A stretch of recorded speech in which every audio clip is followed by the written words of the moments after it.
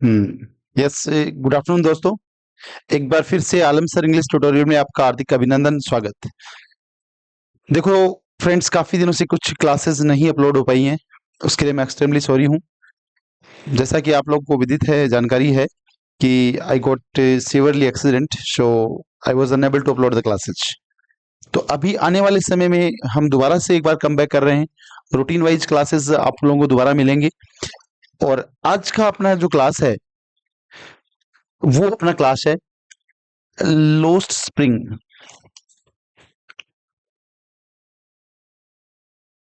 इसके ऊपर रहेगा, और ये चैप्टर सेकंड है 12th क्लास का।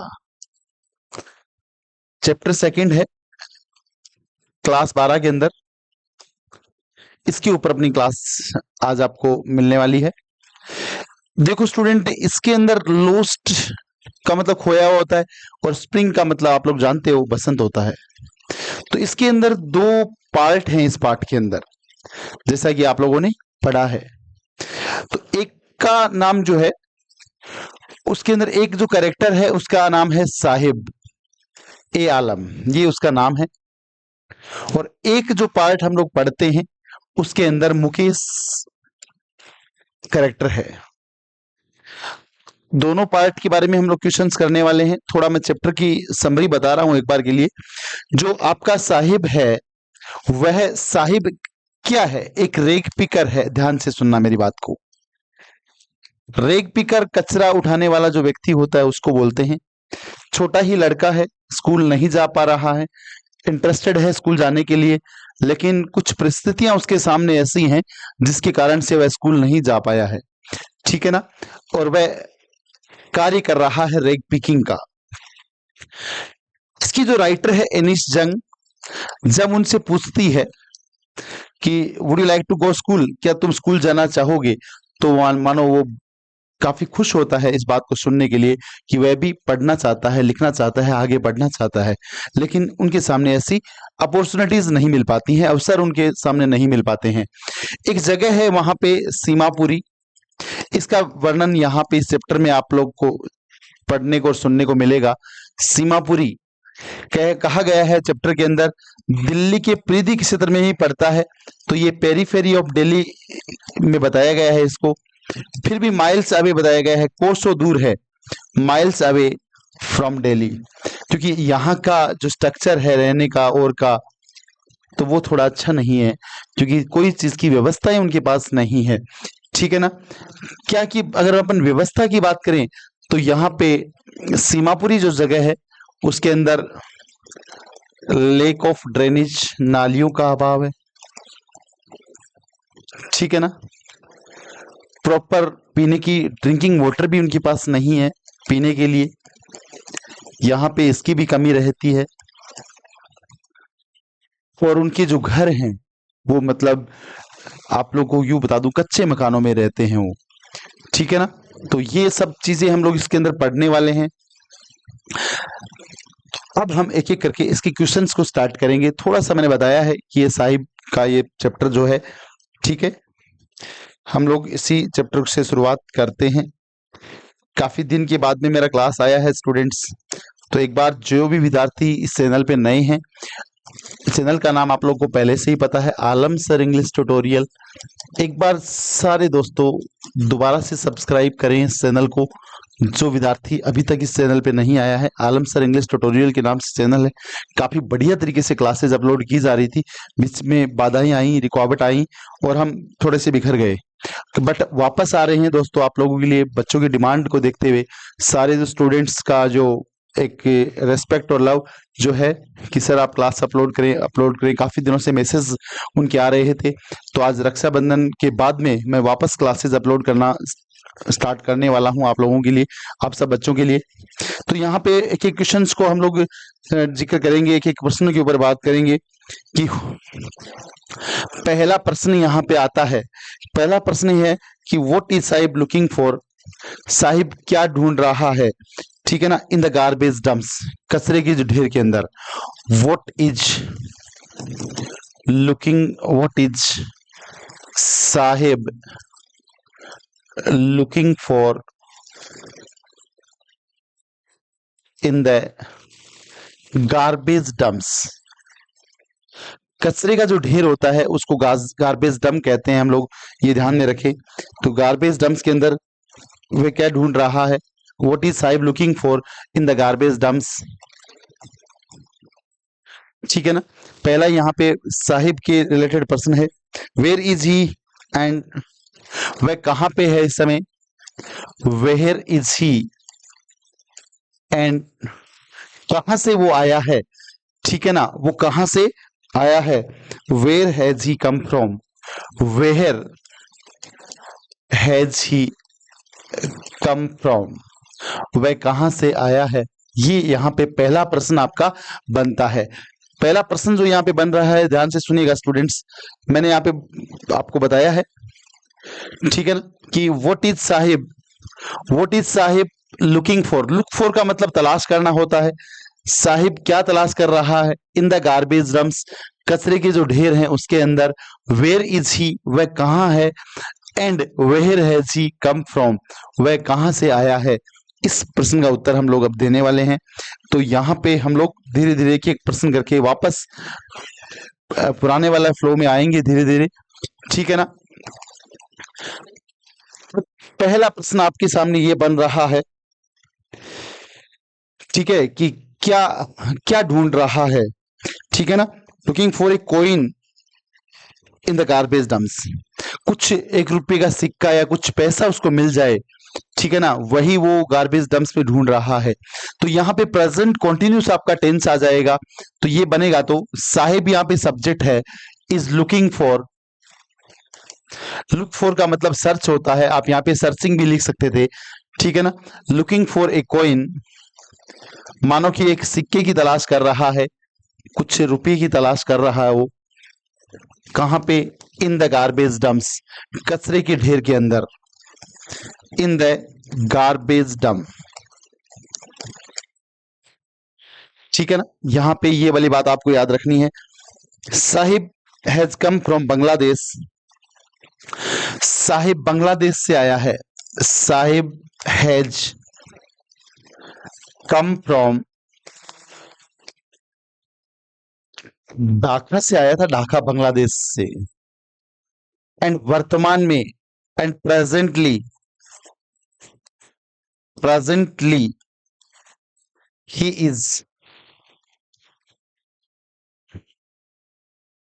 इज लिविंग एट सीमापुरी,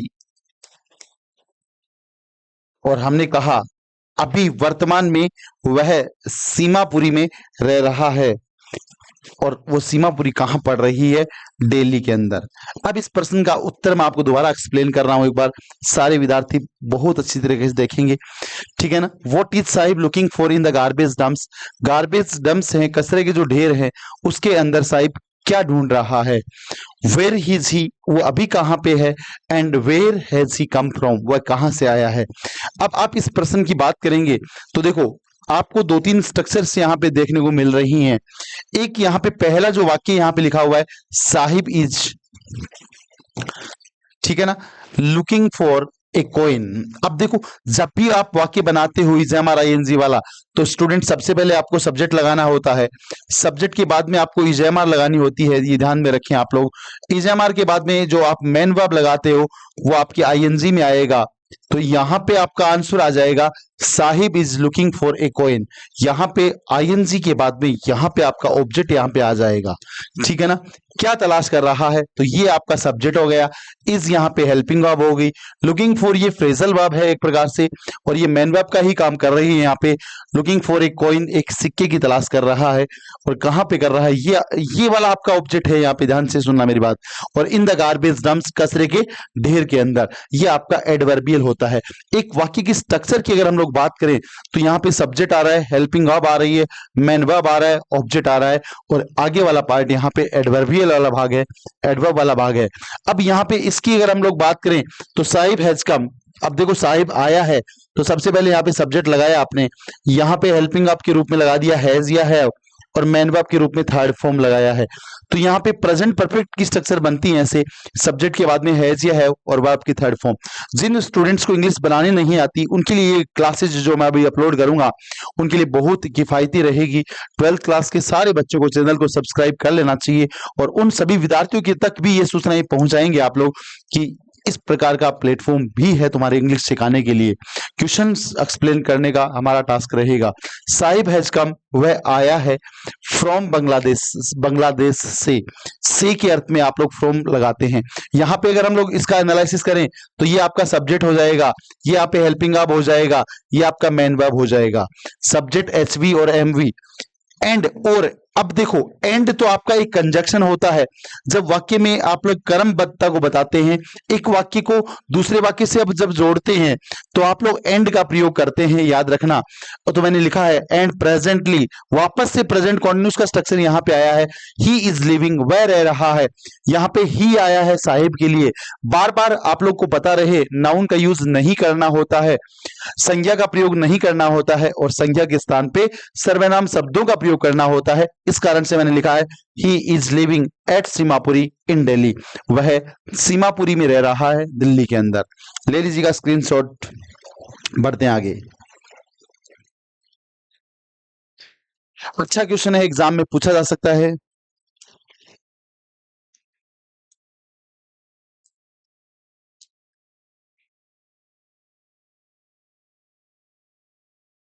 चलो नेक्स्ट क्वेश्चन पे आते हैं।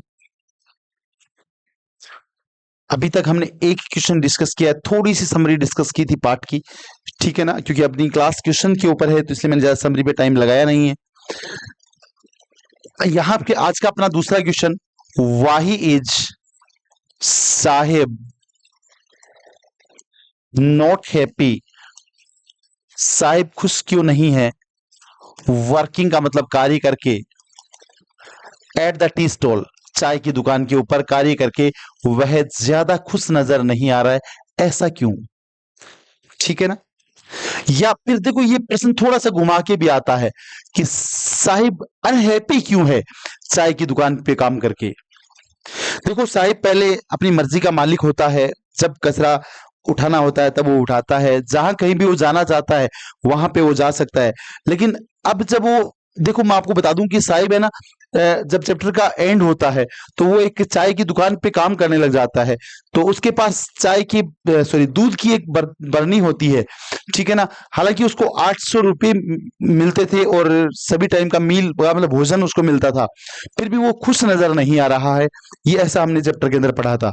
तो यहाँ पे अपना प्रश्न आज से आ रहा है, वाही इज साहिब, यहाँ पे ये सब्जेक्ट है साहिब, हैप्पी का मतलब खुश होना होता है लेकिन नोट लग गया तो साहिब खुश नहीं है, क्यों। वर्किंग का मतलब काम करके, एट द टी स्टॉल, चाय की दुकान पे वो साहिब जो काम कर रहा है तो उस समय वो ज्यादा खुश नजर नहीं आ रहा। तो इसका मतलब हमें ये पता लग रहा है चैप्टर से कि जो रैक पिकिंग का जो कार्य करता था, कचरा उठाने का जो काम करता था, उस काम को लेकर ही वो खुश था। तो यहाँ पे इसका आंसर हम लोग करेंगे, देखो साहिब ये सब्जेक्ट आपको लिखना होता है, वाई इज, और जब भी ऐसा प्रश्न आए तो ये वाला पार्ट आपको हमेशा छोड़ना है, यहाँ पे जो हेल्पिंग आपका यूज है आप यहाँ पे लेके आए, ठीक है ना। ये आपको ध्यान रखना, वाई तो हटना है, WH वर्ड तो हटेगा ही।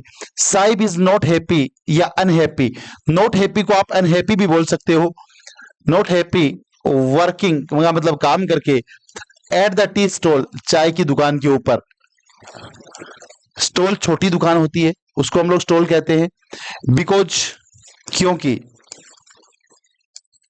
अब यहां पे इसका आंसर मैं आपको बताने वाला हूं, बिकॉज एज ए रेग पिकर,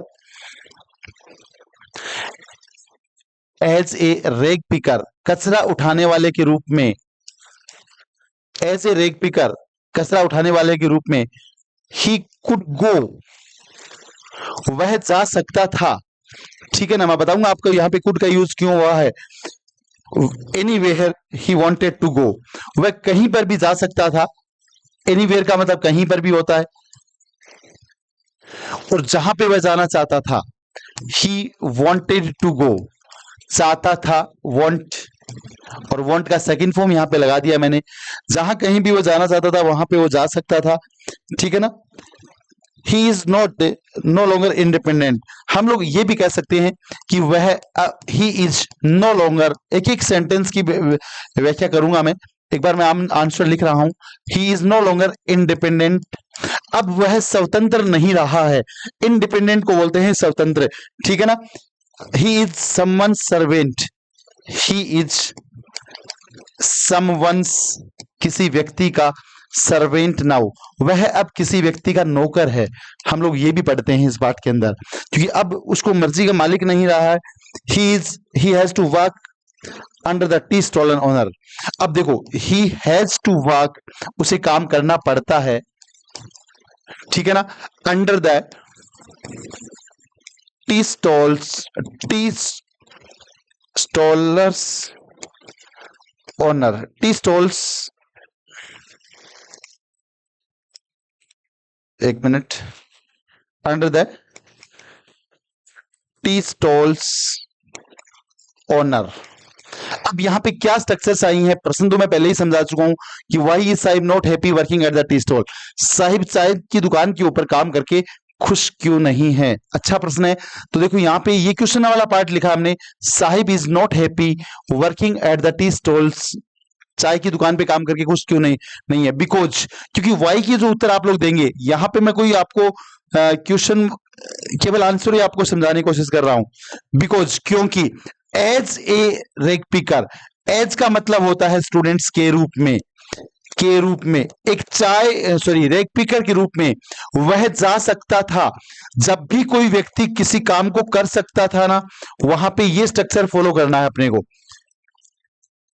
जैसे मैं पढ़ा सकता था, आई कुड टीच, वह जा सकता था, ही कुड गो, ही यहाँ पे सब्जेक्ट हो जाएगा, कुड यहाँ पे जो मॉडल वर्ब है वो हो जाएगा, और फिर आप वर्ब की फर्स्ट फॉर्म लगा दोगे, एनीवेयर का मतलब कहीं पर भी, ही वांटेड टू गो, जहां वह जाना चाहता था, देखो जब भी आप कोई काम करना चाहते थे तो सब्जेक्ट के बाद में वांटेड टू लगाओ और आगे वर्ब की फर्स्ट फॉर्म लगा दो, जैसे मैं पढ़ाना चाहता था, ठीक है ना, तो मैं क्या बोलूंगा, आई वॉन्टेड टू टीच, मैं पढ़ना चाहता था, आई वॉन्टेड टू स्टडी, और वैसे ही मैंने यहाँ पे सब्जेक्ट को चेंज किया, आई को, वह जाना चाहता था, ही वॉन्टेड टू गो, जहां कहीं भी वह जाना चाहता था वह जा सकता था, ही इज नो लॉन्गर का प्रयोग कब करते हैं, इंडिपेंडेंट, इंडिपेंडेंट एक एडजेक्टिव शब्द है, एडजेक्टिव का मतलब होता है विशेषण, अरे एडजेक्टिव का मतलब क्या होता है, विशेषण, अब देखो ही की विशेषता है कि वो इंडिपेंडेंट है,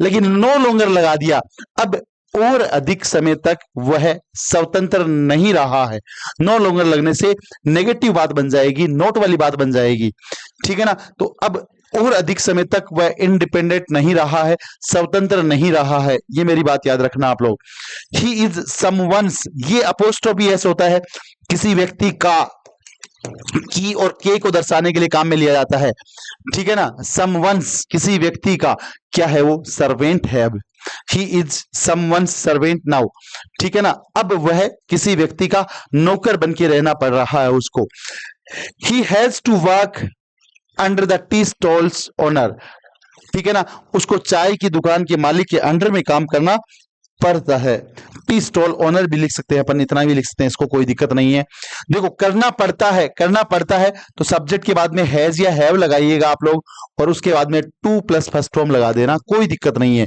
जब कोई काम आपको करना पड़ता है, देखो उसे काम करना पड़ता है, ही हैज टू वर्क, उसे पढ़ना पड़ता है, ही हैज टू स्टडी, उसे जाना पड़ता है, ही हैज टू गो, ये स्पोकन इंग्लिश में भी आपके खूब काम में आते हैं, ये जो वाक्य जो बता रहा हूं आपको, he has to work under the tea stall owner, चाय की दुकान वाला है, उसके अंडर में उसे काम करना पड़ रहा है। देखो स्टूडेंट, दोबारा हमने क्लासेस स्टार्ट की है, एक बार मैं आपको दोबारा से पुनः निवेदन कर रहा हूं आप लोगों से, देखो स्थितियां अनुकूल नहीं थी तो क्लासेस अपलोड नहीं हुई हैं, वापस हम लोग कम बैक कर रहे हैं एक शानदार और जानदार तरीके से, तो मैं सभी विद्यार्थियों से चाहूंगा कि चैनल को ज्यादा से ज्यादा सब्सक्राइब करें। देखो मैंने जो आपको सपने दिखाए थे, जो ड्रीम्स दिखाए थे, वो कभी अधूरे नहीं रहने वाले हैं, चाहे परिस्थितियां हमारे साथ में कैसी भी हो, हम आपके साथ में आएंगे, जुड़ेंगे और लगातार पहले से और अधिक अच्छी मेहनत करेंगे, ठीक है ना। स्टिचिंग अभी भी है मेरे सर में, फिर भी मैं आपके लिए क्लास लेके आया हूँ। तो आप सारे बच्चे एक बार थोड़ा सा इस वीडियोस को प्रमोशन देंगे और ज़्यादा से ज़्यादा और लोगों को बताएंगे, सब्सक्राइब करेंगे, हर क्लास को आप देखेंगे। सारा का सारा 12th बेसिस का कार्य है जो अभी मैंने स्टार्ट किया है। उसके बाद में जो कंपटीशन वाली क्लासेस की वीडियोस हैं वो भी बहुत जल्दी मैं अपलोड करूंगा। तो ये दूसरा प्रश्न है, आप लोग इसको एक बार स्क्रीनशॉट ले लें।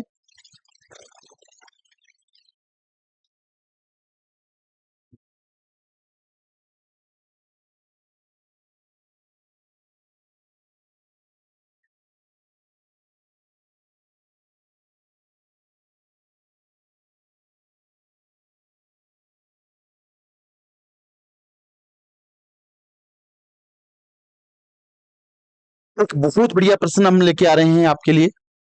तीसरा प्रश्न है, describe the living condition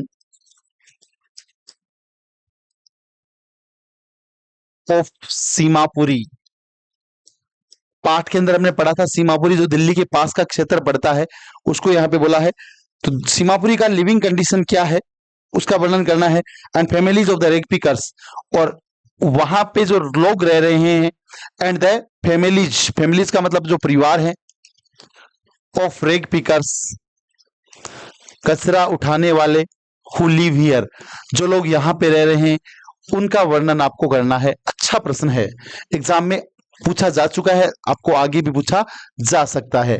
Seemapuri की कंडीशंस को बताना है, कैसे वहां पे लोग रहते होंगे, क्या वहां का लिविंग स्टैंडर्ड है, उसका वर्णन करना है आपको। तो देखो, यहां से आंसर स्टार्ट करना करते हैं अपन। The families of rag pickers, रेग पिकर्स कचरा उठाने वाले लोगों की जो परिवार है, हैव टू का मतलब पड़ता है, अभी बता के आया था। हैज टू, हैव टू, जो काम करना पड़ता है। लीड ए मिजरेबल लाइफ, दयनीय जीवन जीना पड़ता है। जो काम करना पड़ता है वहां पे हैज टू और हैव टू का प्रयोग करते हैं, ठीक है ना। लीड का मतलब ऐसे तो नेतृत्व करना होता है, लेकिन यहाँ पे जीना के लिए आ रहा है। The families of rag pickers have to lead a miserable life, दयनीय जीवन उनको जीना पड़ता है, ठीक है ना। और कहां पे जीना पड़ता है, सीमापुरी के अंदर पढ़ना पड़ता है, तो यहां पे आ जाएगा इन सीमापुरी। वे रहते हैं, they live in structures, structures का मतलब ढांचे होते हैं, जो उनकी घर की जब संरचनाएं होती हैं, ऑफ मड, कच्चे मकान होते हैं। They live in the structures of mud, ठीक है ना। जिनके अंदर कमी होती है, किसकी, डिवोर्ड ऑफ, डिवोर्ड ऑफ का मतलब कमी होती है, ठीक है ना। ड्रेनेज, नालियों का अभाव होता है। ड्रिंकिंग वाटर, पानी की पीने का अभाव होता है, ठीक है ना। एंड सेवेज, और पानी की निकासी का भी वहां पे अभाव रहता है।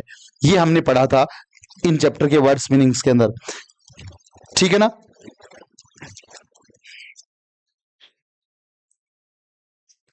देर 10,000 रेग पिकर्स वहां पे रहते हैं। 10,000 रेग पिकर्स लिव हियर। यहाँ पे ये आपका सब्जेक्ट हो जाएगा 10,000 रेग पिकर्स, और ये यहाँ पे वर्ब हो जाएगा, वर्ब की फर्स्ट फॉर्म है। ये आपका सब्जेक्ट हो गया, और ये आपका एडवर्बियल वाला भाग हो गया। 10,000 कचरा उठाने वाले लोग यहाँ पे रहते हैं, ठीक है ना। सेवेज, डब्ल्यू यहाँ पे कर लेना, सेवेज में थोड़ा सा स्पेलिंग मिस्टेक हुआ है,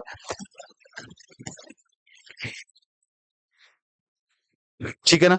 10,000 रेग पिकर्स लिव हियर, और ये यहाँ पे 30 वर्ष से अधिक समय से रह रहे हैं। They have been living here, वे यहाँ पे रह रहे हैं, living here for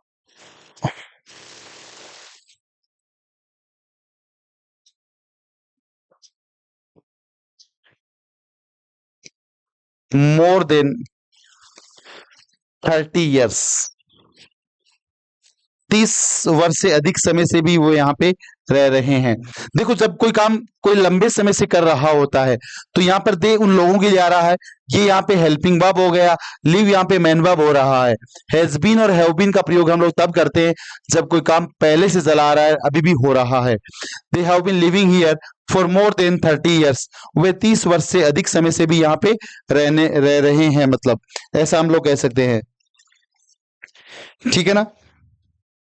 without an identity, बिना किसी पहचान के, विदाउट एन आइडेंटिटी, बिना किसी पहचान के ही वो रहते हैं। ठीक है ना, उनके पास कोई रहने का कोई प्रूफ नहीं है उनके पास, ऐसा भी हम लोग पढ़ते हैं। ठीक है ना। विदाउट परमिशन, परमिट्स, और ना ही उनके पास कोई परमिट है। Without any permits, but they have ration cards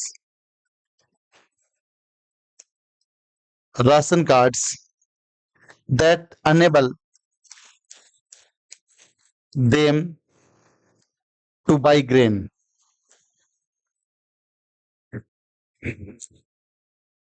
एक बार और बात दोबारा देखेंगे। हमने लिखा है इसको, यार थोड़ा सा इधर उधर आ गया ये। एक मिनट स्टूडेंट, कंटिन्यू करेंगे एक सेकंड के लिए। आया नहीं।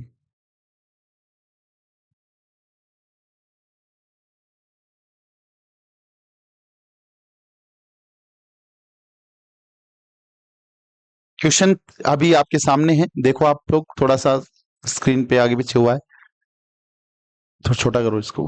बस अब ठीक है, ठीक है। Describe the living condition of Simapuri and families of rake pickers who live here। आपको सीमापुरी में जो लोग रहते हैं उनकी लिविंग कंडीशन के बारे में बताना है। ठीक है ना। और वहां जो रेक पिकर्स की फैमिली यहाँ पे रहती है उनके बारे में बताना है। The families of rag pickers have to lead a miserable life in Seemapuri, यानी जो सीमापुरी में जो लोग रहते हैं उनको बहुत ही दयनीय जीवन जीना पड़ रहा है या जीवन जीना पड़ता है, ऐसा मैंने आपको समझाया था। वे रहते हैं, they live in structures of mud, वे उनकी कच्चे मकानों में रहते हैं। डिवोर्ड ऑफ, जहां पे अभाव होता है किसका, ड्रेनेज, नालियों का। ड्रिंकिंग वाटर, पीने के पानी का भी अभाव होता है। एंड सेवेज, पानी की निकासी का भी अभाव होता है। ठीक है ना। 10,000 रेपिकर्स लिव हियर, 10,000 जो कचरा उठाने वाले लोग हैं वो यहाँ पे रहते हैं। They have been living here, वे यहाँ पे रह रहे हैं फॉर मोर देन 30 ईयर्स, 30 वर्ष से अधिक समय से भी वो यहाँ पे रह रहे हैं। विदाउट एन आइडेंटिटी, बिना किसी पहचान के। विदाउट एनी परमिट्स, और ना ही उनके पास कोई अनुमति है। But they have ration cards, लेकिन उनके पास राशन कार्ड्स होते हैं। That enable them to buy grain, जिनसे वो अनाज खरीद पाते हैं। इसके अलावा they have roofs of tin and टर्पुलिन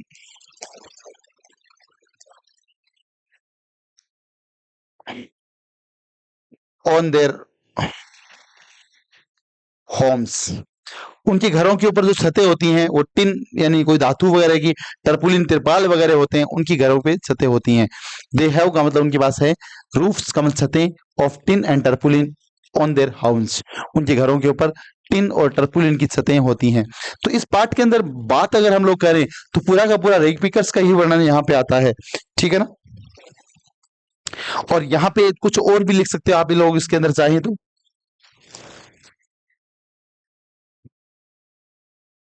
food is more important for them, food is more important for them for their survival, उनकी आजीविका के लिए भोजन जो है वो ज्यादा जरूरी है देन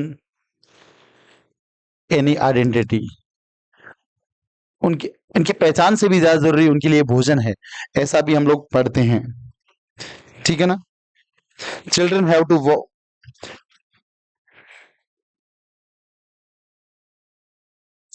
देर आर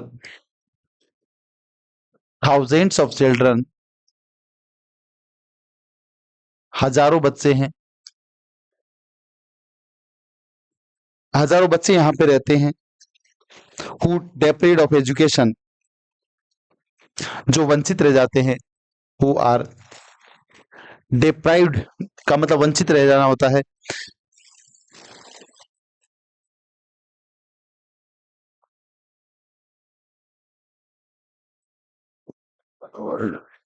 हजारों बच्चे यहाँ पे रह रहे हैं जो एजुकेशन से भी वंचित रह जाते हैं। डिप्राइव्ड का मतलब होता है वंचित रहना। तो बच्चों ये थोड़ा बड़ा वाला प्रश्न है, आप लोग एग्जाम के अंदर अगर आता है तो आप लोग इसको बहुत ध्यान से सोच के समझ के करना है। अब आपको एक बार दोबारा रिपीट कराऊंगा मैं, जो आज की क्लास में मैंने किया है, छोटी ही क्लास डाल रहा हूँ आज पहली, ठीक है ना, कि why is I am not happy working in that garbage dumps, बता ही दिया मैंने बहुत अच्छे से तरह आपको।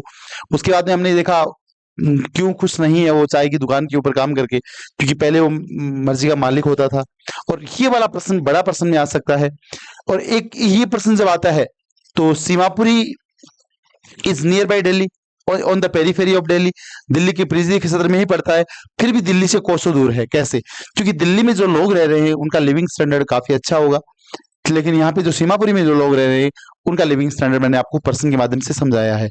तो सारे बच्चे अच्छे तरीके से ये प्रश्नों को करेंगे बहुत बढ़िया तरीके से, और इनको यहाँ अच्छे से लर्न भी कर लेंगे। सारे के सारे 3-4 क्वेश्चन डिस्कस किए हैं, वो एक अच्छे क्वेश्चन है, और आने वाले टाइम में तुम्हें रेगुलर क्लासेस मिलने का हम कमिटमेंट करते हैं वापस से। Thank you, have a nice day. जय हिंद दोस्तों।